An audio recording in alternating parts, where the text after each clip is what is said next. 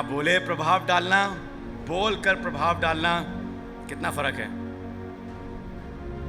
खुदा का घर सबसे प्रभावशाली जगह है दुनिया में, और जो बाइबल है वो सबसे ज़्यादा प्रभावशाली किताब है। अगर खुदा के घर में आकर, खुदा के कलाम को सुनकर, प्रचारकों को सुनकर अगर मेरे ऊपर इन सब बातों का प्रभाव नहीं हो रहा है तो मेरा आना व्यर्थ है। अगर मैं प्रचारकों को सुन रहा हूँ, उनकी बातों को सुन रहा हूँ और उनका उस यूट्यूब को देखकर अगर मेरे ऊपर उस कलाम का प्रभाव नहीं हो रहा है तो मेरी ज़िंदगी में कुछ गड़बड़ है। अगर मैं बाइबल पढ़ता हूँ और बाइबल का प्रभाव मेरे ऊपर नहीं हो रहा है तो कुछ गड़बड़ है। जब वर्शिप हो रही होती, जब आराधना हो रही होती और हम ऐसे खड़े होते हैं, खत्म करो, इसका मतलब कुछ गड़बड़ है। इसका मतलब ये हुआ कि हमने पवित्र आत्मा को मौका ही नहीं दिया कि वो हमारे जीवन में प्रभाव डाले, असर डाले। क्योंकि वो लोग जो पवित्र आत्मा को अलाउ करते हैं अपने जीवन में असर डालने के लिए, वो लोग जो पवित्र आत्मा को अलाउ करते हैं कि खुदा कलाम उनके ऊपर असर डाले, उनकी जिंदगियां बदल जाती हैं। हम लोगों से मिलते हैं, मुलाकात करते हैं, हम पता लगा लेते हैं प्रभाव नहीं हुआ। इतने सालों से चर्च आ रहे हैं पर आज भी मुंह टेढ़ा है। आपने देखा ना, ऐसे ऐसे लोगों को चर्च आ रहे हैं, चर्च खुदा की हुजूरी से भरा हुआ, हमारा मुंह टेढ़ा है। अबे यार खत्म कराओ यार, हो गया ना, वर्शिप हो गई। अब खब्बू यहाँ खड़ा होकर 20 मिनट बोलेगी, उसके बाद ये इंदिरा रहीम नगर से आए, ये 2 घंटा यही ले लेंगे। और मैं बड़ा लंबा होता है चर्च यार। और कुछ लोग ऐसे होते हैं जो कहते हैं यार बोलते जाइए, गाना होता जाए, वर्शिप होती जाए, दुआ होती जाए। वो ऐसे लोग होते हैं जिनके ऊपर इन सब बातों का इतना प्रभाव पड़ चुका है, इतना असर पड़ चुका है, इतने प्रेरित हो गए, इतने इन्फ्लुएंस्ड और इंस्पायर्ड हो गए कि वो उस जगह से निकलना नहीं मांगते हैं। यहोशू के बारे में लिखा है कि मूसा तो मिल के आ जाते थे, पर यहोशू तंबू को, क्या हुआ यहोशू तुम्हें क्या हो गया? यार हम बता नहीं पाएंगे, लिख नहीं पाएंगे, इस वाले प्रभाव को हम कलम बंद नहीं कर पाएंगे। पर कुछ हुआ है कि जब मैं खुदा घर में जाता हूँ तो उसकी हुजूरी का असर, उसके गानों का असर इतना पड़ता है, इतना पड़ता है, इतना पड़ता है मेरे ऊपर कि मेरा मन करता है खब्बू कराती रहो, खब्बू कराती रहो, वर्शिप कराती रहो, वर्शिप कराती रहो, बोलती रहो, बोलती रहो, बोलती रहो, प्रचार होता रहे और हम उसके बाद यहीं थोड़ी देर के लिए बैठे, यहाँ से जाने का मन नहीं करता है। अब तो जाना तो पड़ेगा। तो मैं ये खुदा की हुजूरी अपने घर लेके जाऊँ और अपने घर में एक चर्च बनाऊं, एक टैबरनेकल बनाऊं और वहीं पर बैठकर आराधना कर सकूं। I am so influenced with these things. पहला कुरिन्थियों 7वां अध्याय उसकी 15वीं और 16वीं आयत। पहला कुरिन्थियों 7वां अध्याय 15वीं और 16वीं आयत।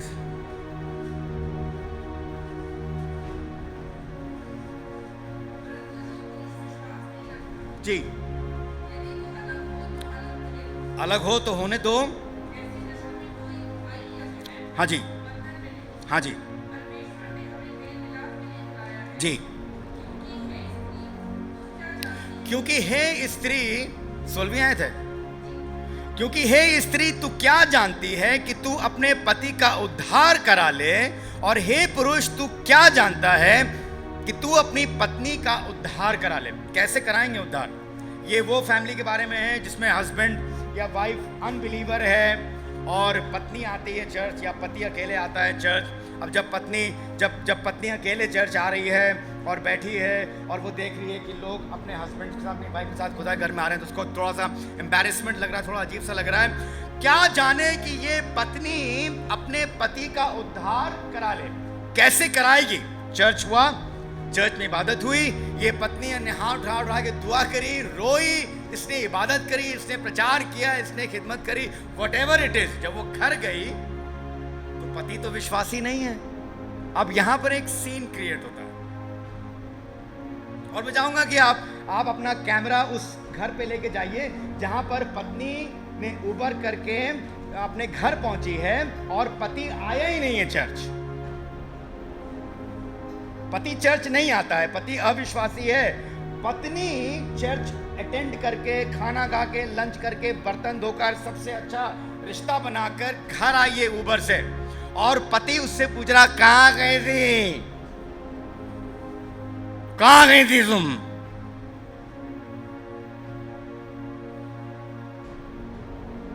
और पत्नी का रिस्पॉन्स, गए थे, हम कहीं भी जाएं, हम कुछ भी करें, ऊबर वाले के साथ भाग रही थी। हाँ, हम भाग रहे थे। हमारे कई ठू ऊबर वाले जिनके साथ हम भागते हैं।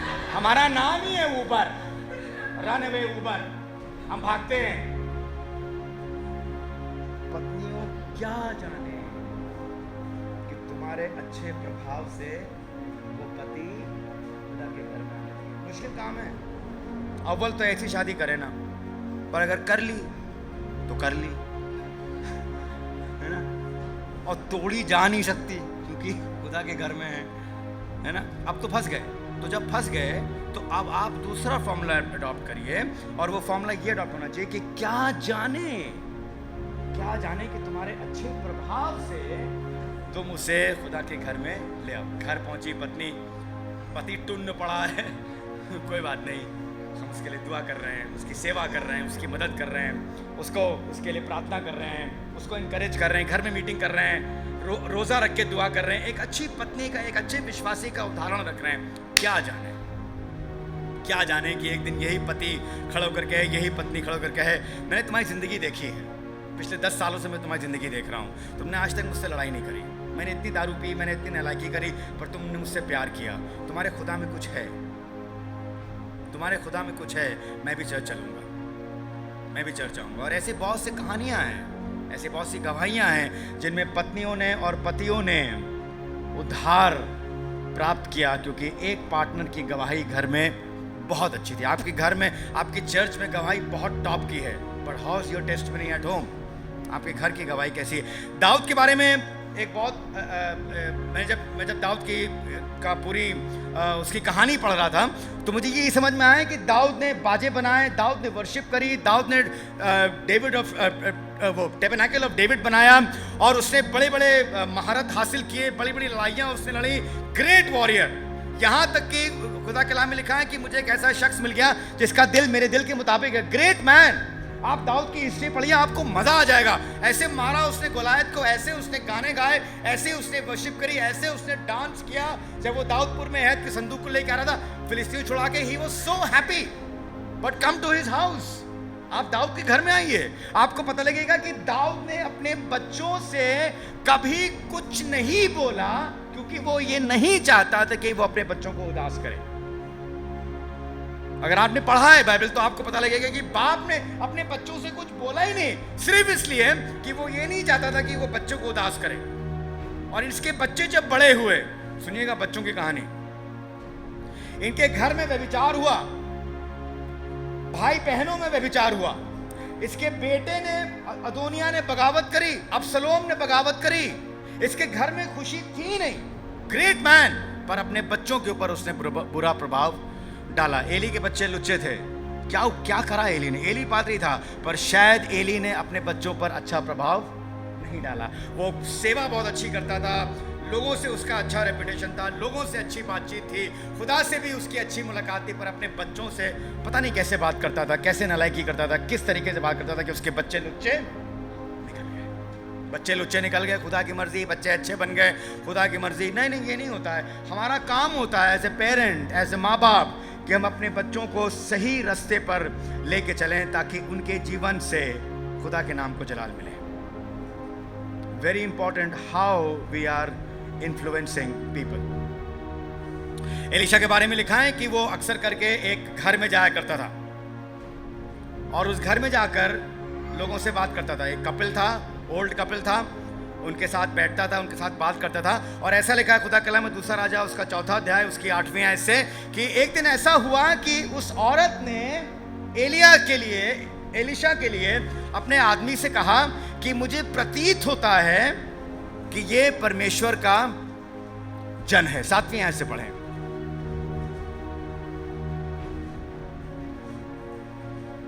बल्कि 8वीं आयत निकाल लें प्लीज, 8वीं आयत निकाल लें।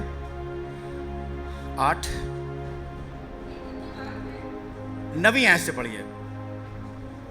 लिखा है कि उसने उस रोटी खाने के लिए विनती करी, विवश किया, और उस स्त्री ने अपनी पति से कहा, सुन, ये जो बार बार हमारे यहां से होकर जाया करता है, वो मुझे परमेश्वर का कोई पवित्र भक्त जान पड़ता है। बात नहीं लिखी है कि एलीशा क्या बात करता था उससे, नहीं लिखा है, कोई कॉन्वर्सेशन नहीं लिखा है, ऊपर ऐसा प्रभाव इस खुदा के खादिम ने, इस नबी ने उस परिवार में डाला कि उस औरत ने कहा मुझे जान पड़ता है ये कोई पवित्र आदमी है। What do people talk about me? लोग मेरे बारे में क्या बात करते हैं? लोग आपके बारे में आपस में क्या बात करते हैं? बाहर तो सामने तो सभी कहते हैं आपसे अच्छा कोई है नहीं और हमसे अच्छा कोई नहीं। हम अक्सर करके ये गाना भी गाते हैं, प्यारे पिता मेरे जैसा है कोई नहीं, अक्सर करके गाते हैं हम। आसमान से कहते हैं मेरे जैसा कोई नहीं है, मेरे जैसा कोई है ही नहीं। पता नहीं क्यों जब मैं ऐसे हाथ खोलता हूँ तो वो वाली बात होने लगती है मेरे साथ। एक दिन मैं अपनी मेम साहब को मैंने कहा, मेम साहब, बिना बोले प्रभावित कर दिया उन्होंने मुझे। अच्छा या बुरा ये नहीं बताऊंगा। ये गया, उसने कहा कि मुझे जान पड़ता है कि ये कोई पवित्र, when you talk to people, people should come back to you and say, मुझे लगता है ये पवित्र आदमी है, मुझे लगता है ये आदमी पवित्र है। मुझे जिन्होंने यीशु मसीह के बारे में बताया उनकी एक तकलीफ थी, मस्कुलर प्रॉब्लम थी। सिस्टर कुसुम बता पाएंगी, कोई न्यूरो की प्रॉब्लम थी। तो वो बात करते करते, जब मेरी पहली उनसे मुलाकात हुई तो उन्होंने मुझसे ऐसे बात करी, और आप कैसे हैं? तो उस वक्त तो मैं 16 साल का था, मुझे पता नहीं था न्यूरो क्या होता है, और ये न्यूरॉन्स जो होते हैं और ये नसें महीन महीन, उससे भी महीन और उससे भी महीन और ज़्यादा महीन, बहुत ज़्यादा महीन, है ना। नसें खोपड़ी में रहती हैं, कुछ ऐसी नसें जो दिखती नहीं फिर भी रहती हैं। सिस्टर कुसुम को पता होगा, है ना, वो लगा के खोपड़ी के अंदर जोड़ के सब नसें देख लेती दीपू भाई। तो हम ऐसे ऐसे मुझसे बात करें, ऐसे ऐसे ऐसे ऐसे, अरे आदमी मुझे कुछ गड़बड़ लग रहा है यार। उस ज़माने में गड़बड़ आदमी करते थे 1986 में, आज भी ज़्यादा गड़बड़ आदमी है आजकल।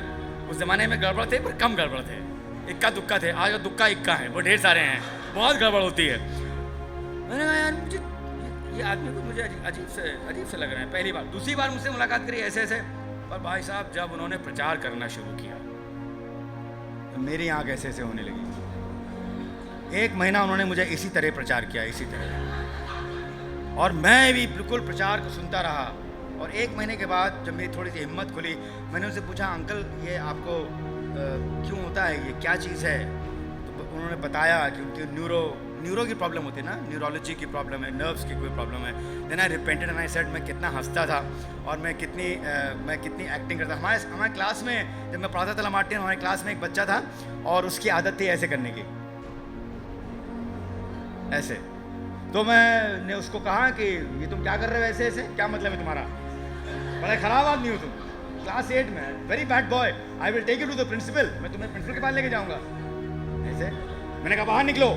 उसको मैंने बाहर निकाला, उसके मैंने गाल पे चट से धीरे से मारा। मैंने कहा कस के मार दूंगा तो मेरा गला यही लोग काट देंगे यहीं पर। चट से मैंने मारा, मैं चलो प्रिंसिपल के पास। और क्लास देखिए, बच्चे सब तफरी करे, हा, उनको मजा आ रहा है कि बवाल हो पड़े तो ये टीचर स्कूल से निकाला जाए। बच्चे करते हैं, जब ये निकाला जा रहा होगा तो हम लोग पिचकारी मारेंगे, छेड़ेंगे इसको। मैं बैठा रहा तो एक लड़के ने मुझे कहा कि सर ये इसकी कोई प्रॉब्लम है गर्दन की। तो मैंने उससे पूछा, और मैं एकदम से हलीम हो गया ना, बेटा क्या बताओ तुम्हें क्या दिक्कत है? मैं क्या, मेरी गर्दन ले लो, तुम्हें क्या दिक्कत है?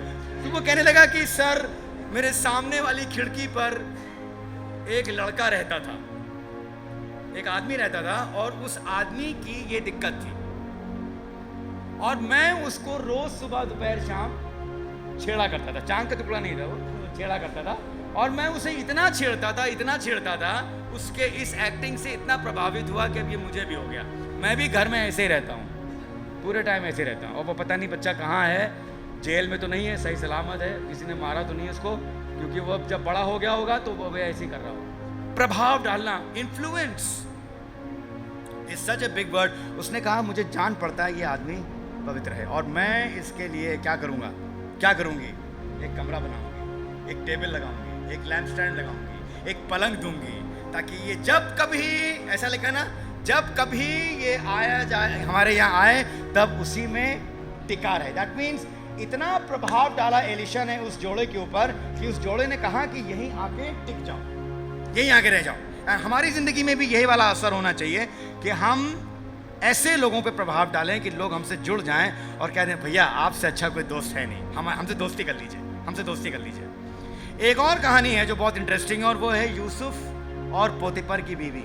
मैं इस कहानी पे ज़्यादा नहीं बोल सकता हूँ, आप इस कहानी को पढ़िएगा और अपने घर में एक्टिंग करिएगा, आप अपने आप समझ जाएंगे कि इस वाले प्रभाव से क्या क्या हुआ और क्या क्या नुकसान हुआ। उस औरत ने यूसुफ पर प्रभाव डाला और लिखा है दिनों तक प्रभाव डाला, और जब वो नाकाम हुई अपनी स्ट्रैटेजी में तो उसने गुस्सा करा और पोतीफर पे, अपने पति पर ऐसी झूठ बात डाली कि पोतीफर गुस्सा हो गया और यूसुफ को जेल में डाल दिया।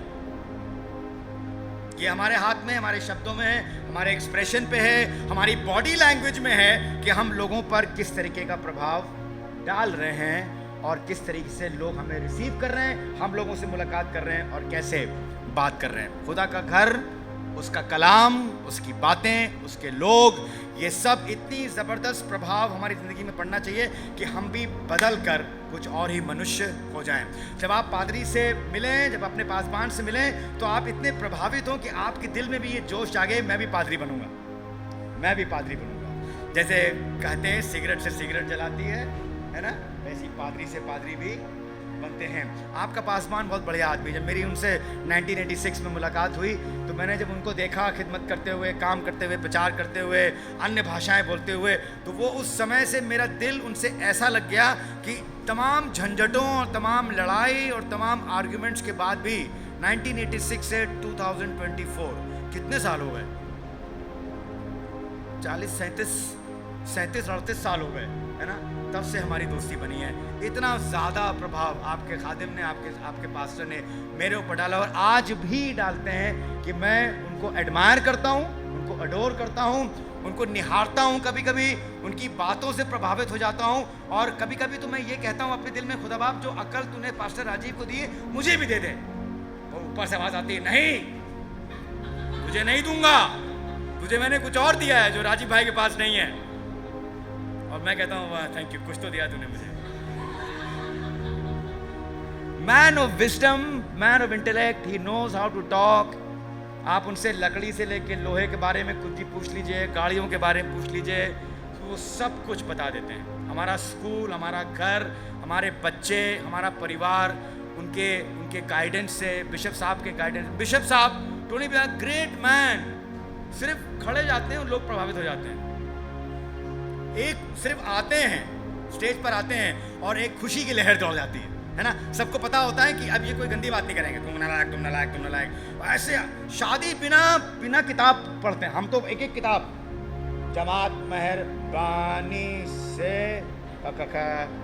खड़ी हो जाए, और वो ऐसी पढ़ देते पूरी शादी, और हम बैठे बैठे देख रहे होते हैं, कहते यार इनको रटक, कहते बेटा मैंने इतनी शादियाँ पढ़ी, इतनी शादियाँ पढ़ी, इतनी शादियाँ, कैसे हुआ ये। जब उन्होंने पहली शादी पढ़ी होगी तो लोग प्रभावित हो गए होंगे, उन्होंने कहा होगा टोनी भैया हमारी दूसरी शादी पढ़ दी है, किसी और ने बुलाया, किसी और ने बुलाया।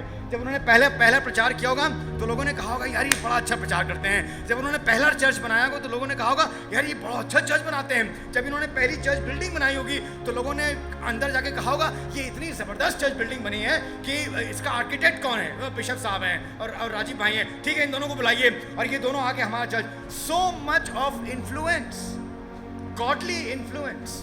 और मैं आपको ये बताना मांगता हूं कि आप आज दुआ करें अपने लिए, कहें खुदा बाप मुझे भी ऐसा बना कि मैं दूसरे के ऊपर एक अच्छा प्रभाव डालूं। जब मैं किसी से हाथ मिलाऊं तो मेरे हाथ में दम हो, जब मैं किसी से बात करूं तो मेरे बातों में पॉजिटिवनेस हो, जब मैं किसी को देखूं तो उसे मोहब्बत से देखूं, ध्यान से, जब मैं किसी से मुलाकात करूं तो मैं उस मुलाकात से वो आदमी इतना प्रभावित हो जाए कि मेरे घर आने लगे, मुझसे दोस्ती करने लगे। जब मेरी गाड़ी में कोई बैठे तो गाड़ी में खुदा की ऐसी हुजूरी हो कि वो आदमी कहे भाई उतरने का मन नहीं कर रहा है, उतरने का मन नहीं कर रहा। जब मैं किसी को चाय पिलाऊं, किसी की खिदमत करूं, किसी को सर्व करूं, खा लो खाना,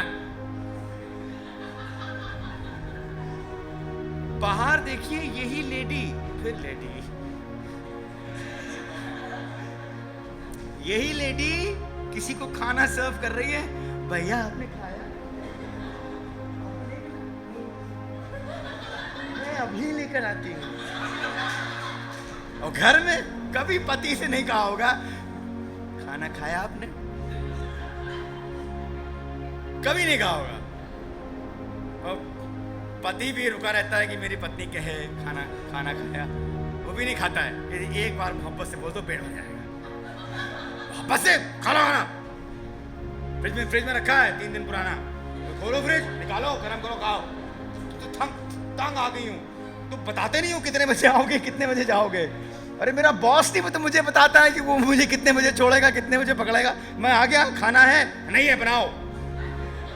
यही लेडी, मैं एक रील देख रहा था और मैंने उस रील में देखा कि एक लेडी खाना खाने गई है बड़े होटल में, और उसने नैपकिन लगाया, कांटे चम्मच से खा रही है और ग्लास में पानी डाल के पी रही है और अपने नैपकिन से हाथ पोंछ रही है। फिर अचानक से वो रील बदल जाती है और यही लेडी घर में पलथी मार के, उंगली ऐसे करके, बोतल में मुंह लगा के, कहीं किसी कपड़े में हाथ पोंछ के। So much of difference, influence. आइए खुदा के लोगों, आज हम ऐसे प्रभाव, अच्छा प्रभाव लोगों पर डालें। अपनी पत्नी पर अच्छा प्रभाव डालें, अपने पति पर, अपने बच्चों पर। बच्चे भी सोचते होंगे पापा चर्च जाते हैं तो ऐसे हाल उठाए रहते हैं। पापा तुम ऐसे ही रहा करो, है ना। पापा तुम ऐसे ही रहा करो, है ना।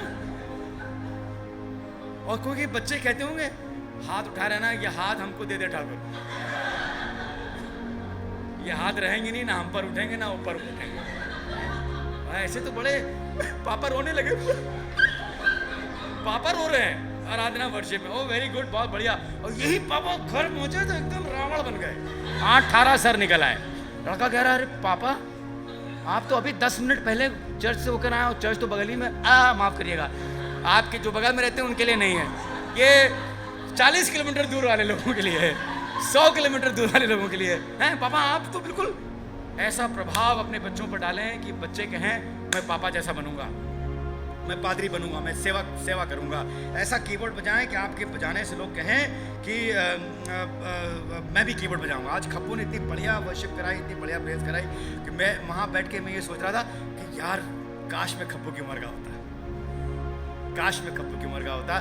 तो ऐसे ही सीखता और ऐसे ही मैं शुरू करता, ताकि मैं इस उम्र में आके 90 साल की उम्र में आके मैं एक और अच्छा वर्शिप लीडर बनता और कामयाब होता। I want to tell you God's people, यहाँ जो कुछ होता है उसका प्रभाव आपके ऊपर होना चाहिए और बहुत अच्छा प्रभाव होना चाहिए। और आने वाले कुछ महीनों में, सालों में आप भी अपने बच्चों से कहें राजीव भैया की तरह बनना, टोनी अंकल की तरह बनना, टोनी ताऊ की तरह, टोनी मामू की तरह, टोनी नाना की तरह बनना, माइकल अंकल की तरह बनना। देखो उनको सुनो कैसे प्रचार करते हैं वो, शानू भैया की तरह बनना। These are great influencers. ये दुनिया में, इन्होंने सारी दुनिया में ऐसा प्रभाव डाल के रखा है कि भीड़ की भीड़ चलती है। हमारा कोई फॉलोवर ही नहीं है भाई। आपका कोई फॉलोवर इसलिए नहीं है क्योंकि आपने किसी को फॉलो करने लायक रखा ही नहीं। सबसे यही कहते रहे लाइक करिए, सब्सक्राइब करिए, लाइक करिए। वो भी कह रहा है इसमें लाइक करने लायक कोई चीज ही नहीं है। क्या चीज लाइक कर दें, किसको फॉलो करें। उसने आपकी क्लिपिंग देखी, आप भिन्नौट होके बोल रहे हैं खुदा के घर में आइए, इबादत करिए। आप खुदा घर में नहीं आते हैं, आप काहिल हैं, आप सुस्त हैं, आप काड़े हो जाएंगे, आप अंधे हो जाएंगे आपके घर में। अरे हटाओ यार। और यही एक आदमी प्रचार कर रहा है खुदा का घर इबादत का घर है, खुदा के घर में ऐसा प्रभाव, ये वो। आपने कहा इसको लाइक करेंगे, फिर आप कहें हाँ मैं कोई लाइक ही नहीं करता। इन्फ्लुएंस, ऐसा प्रभाव डालें कि लोग आपके लिए कमरा बना दें। ऐसा प्रभाव डालें कि भाई से भाई को मिला दें। ऐसा प्रभाव डालें कि बहन से बहन को मिला दें। ऐसा प्रभाव डालें कि रिश्ते बना दें, मेल मिलाप। आइए दुआ करें आज। Let us pray. अपने सरों को झुकाएं और दुआ करें, और ये दुआ करें कि खुदा बाप मुझे एक अच्छा प्रभाव डालने वाला व्यक्ति बना। Make me a good influencer. क्या जाने कि मैं अपनी पत्नी को यीशु के लिए जीत लूं, क्या जाने कि मैं अपने पति को यीशु के लिए जीत लूं, क्या जाने कि मेरे घर में जो बंदा आया है वो खुदा खादिम है, मैं उसकी ऐसी खिदमत करूं, ऐसी सेवा करूं। खुदा बाप जब मैं तेरे कलाम को पढ़ती हूं तो उसका प्रभाव मेरे ऊपर हो, जब मैं तेरे घर में आती हूं तो उसका प्रभाव मेरे जीवन में हो। खुदा बाप जब मैं अन्य भाषा बोलता हूं तो उसका प्रभाव मेरे जीवन में इतना ज़बरदस्त प्रभाव हो कि मेरी ज़िंदगी बदल जाए और दूसरों को मेरे से आशीष मिल सके। प्यारे खुदावंद, हम तेरे शुक्रगुजार हैं तेरे कलाम के लिए, तेरी बातों के लिए प्रभु, इन सब उदाहरणों के लिए जिसमें किसी ना किसी ने एक दूसरे के ऊपर अच्छा असर डाला, अच्छा प्रेरित किया या गलत प्रेरित किया। पर प्रभु हम आज तुझसे दुआ करते हैं कि हमारे ऊपर तेरा ऐसा प्रभाव हो कि वो प्रभाव, वो असर, वो इन्फ्लुएंस हम लोगों तक पहुंचाने वाले हो सकें, हम लोगों को प्रेरित कर सकें तेरे घर में आने के लिए। हम अपने परिवार में जब घर जाते हैं यहाँ से तो ऐसा असर अपने बच्चों पर डालें कि वो भी ये कहें कि हम भी बड़े होकर खादिम बनेंगे, हम भी वर्शिप लीडर बनेंगे, हम भी म्यूजिशियन बनेंगे और हम भी पासबान बनेंगे और हमारे पास भी अपनी चर्च बिल्डिंग होगी। प्यारे खुदावंद, हम अपने आप को तेरे हाथों में दे देते हैं, यीशु मसीह के नाम से मांगते हैं, आमीन आमीन आमीन।